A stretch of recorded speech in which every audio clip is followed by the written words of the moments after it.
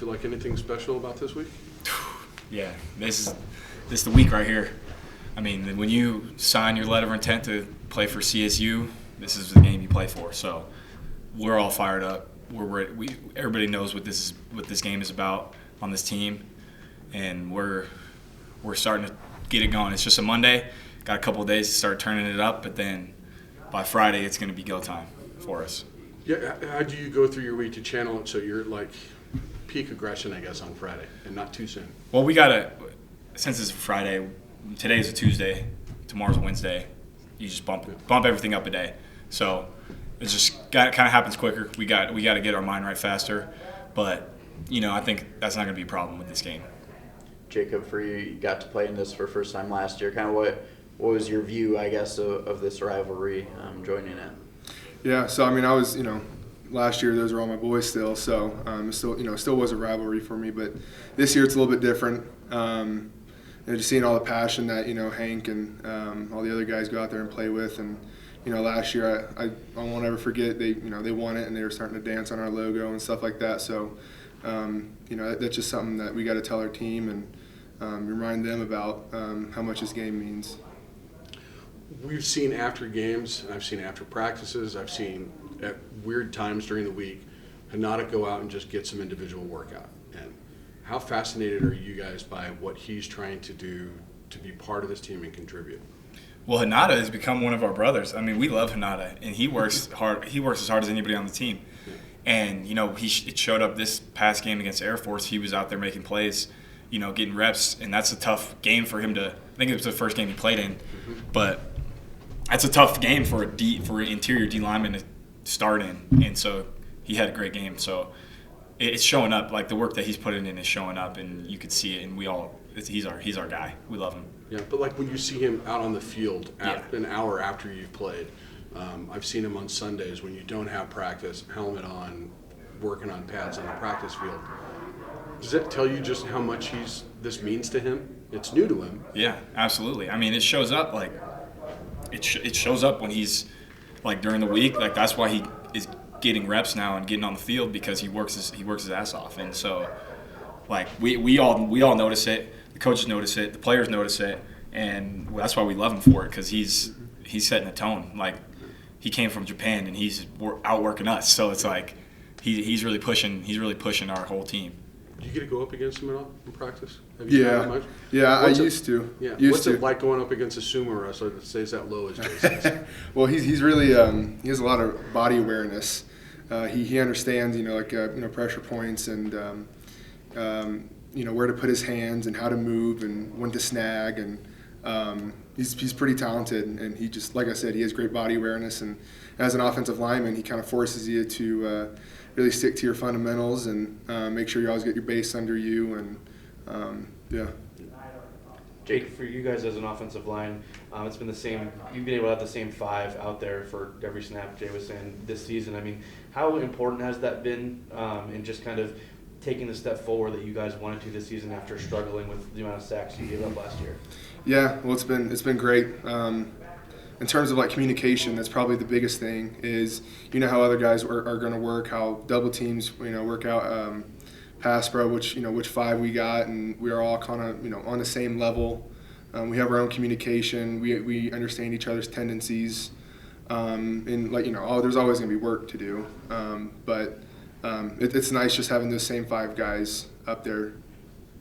Yeah. I mean, the three newcomers, so four really from last year, but with Oliver, Savion, and Drew Moss particularly, those guys all made a leap up from the D2 level or FCS level last season.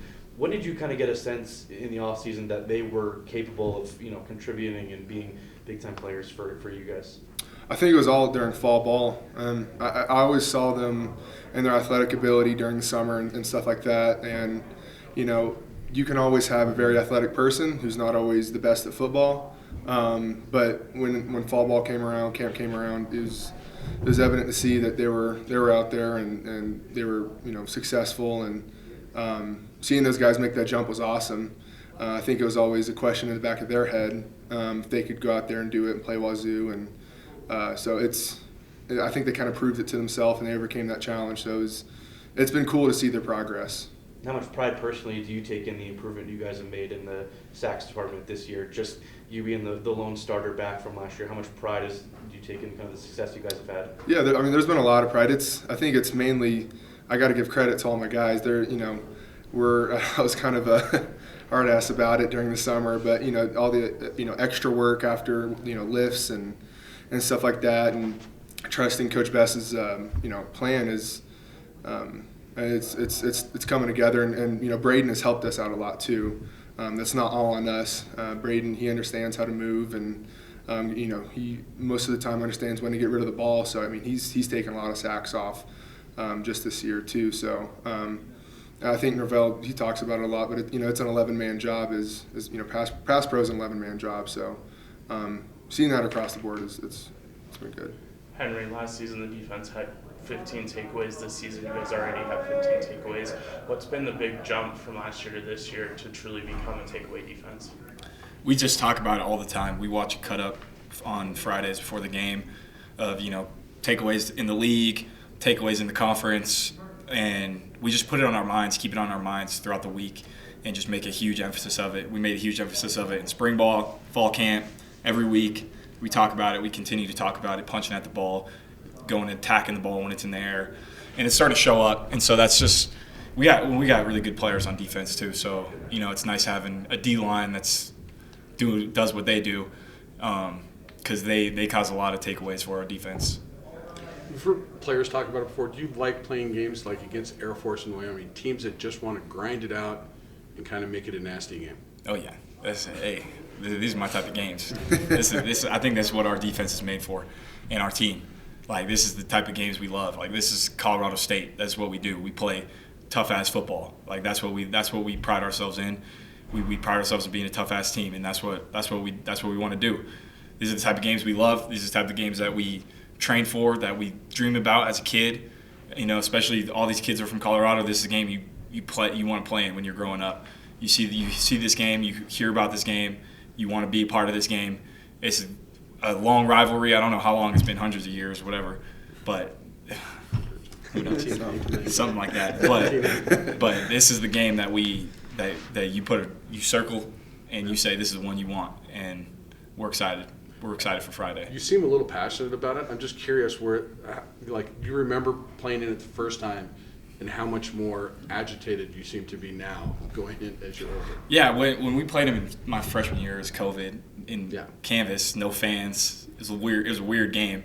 I mean, we got the boot, and it pisses me off that I haven't seen the boot since my freshman year. So that's kind of where the passion is, and like he said, they were stomping on our logo last time I checked. So it's personal, this game, for sure. You mentioned all the Colorado kids not on your team, but I mean they have, I think, the second most amount of Colorado kids behind you guys on their roster. Is it another aspect of it? You're probably going to play against a handful of guys you played against in high school. Yeah, we know some of those kids over there, and they chose the wrong side. I mean, that's all I can say about that. It's definitely one of those games where we like to say bring your mouth guard to this game, because it's that type of game. Bring your mouth guard. If you don't wear a mouth guard for this game, because it's going to be one of those type of games. Henry, I know it's been a couple weeks at this point, but the video you got to do with Travis Hunter meeting up with him in the aftermath of that, what did that kind of mean to you, and just kind of being able to show maybe the online discourse after that game that you guys are kind of pushing past that and are able to kind of move forward as people? Yeah, Travis is a good guy. I mean, that was like almost 2 months ago, so that was way earlier in the season. But he's a good guy. I have a lot of respect for him, and it was good that we were able to meet up. Good. Thank you guys. Awesome. Appreciate Thanks. it. Thank you.